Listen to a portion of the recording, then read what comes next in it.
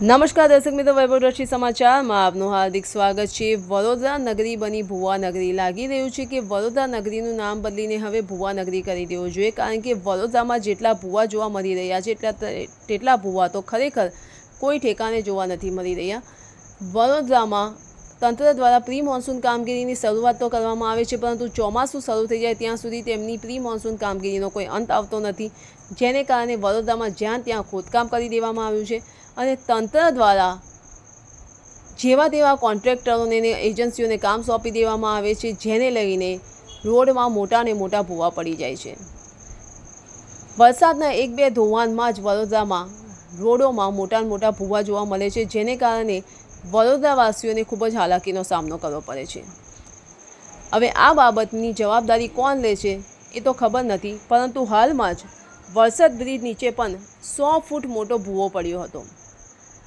વરસદ road ખાતે bullet ટ્રેનનો project ચાલી રહ્યો છે, જે દરમિયાન માટી ખસી જતાં ત્યાં 100 ફૂટ મોટો ભૂવો જોવા મળી રહ્યો છે। આ બાબતની પૂછપરછ કરતાં રેલવે વિભાગ કે તંત્ર દ્વારા કોઈ પણ જવાબદારી લેવા માટે તૈયાર નથી। ધન્યવાદ।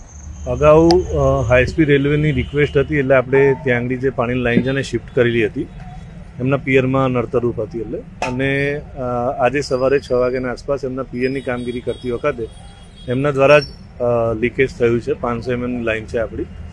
મેસેજ મળતા એન્જિનિયરો સ્થળ વિઝિટ કરી લીધેલી અને આગળથી વાલ્વ બંધ કરી દીધો છે।